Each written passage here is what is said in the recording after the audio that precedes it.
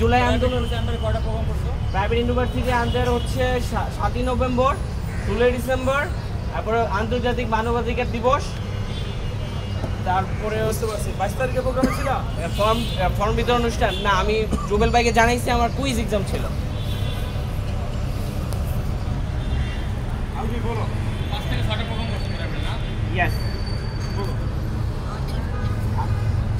আমি Albi Ahmed Bhuiyan, north south ইউনিভার্সিটির 8ম semester অধ্যয়নরত একজন শিক্ষার্থী। আজকের কর্মী সভা ও 31 দফা নিয়ে যে কর্মশালা এখানে উপস্থিত, আমি সময় নাম বলে সময় দীর্ঘায়িত করবো না। সবাইকে আমার আন্তরিক অভিনন্দন। আমাকে যে পদ দেওয়া হলে আমি আমার বক্তব্য শুরু করতে চাই। আমি ছাত্র রাজনীতিতে কী ধরনের পরিবর্তন আনতে পারবো।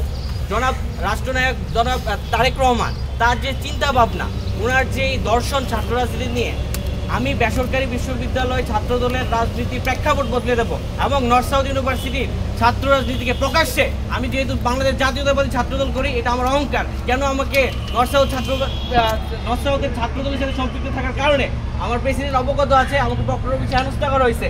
আমি তো কোনো গুপ্ত সংগঠন করি না, আমি তো নিষিদ্ধ সংগঠন করি না, আমি বাংলাদেশ জাতীয়তাবাদী ছাত্রদল করি, আমি এটা আমার অধিকার।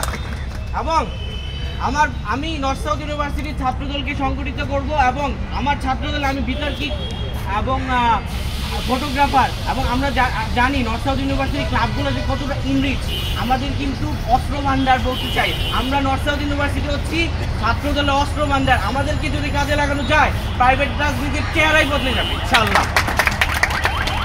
এবং আমার প্রেসিডেন্ট অবগত আছেন যে এই ঘটনা নিয়ে আমার ব্যক্তিগত তথ্য গ্রুপগুলোতে লিক করা হয়েছে। এখন পর্যন্ত প্রশাসন কোনো ব্যবস্থায় যায় নাই। জনাব শাকিল ভাইকে নিয়ে যে ঘটনাটা হইল, যে নিন্দাজনক ঘটনা।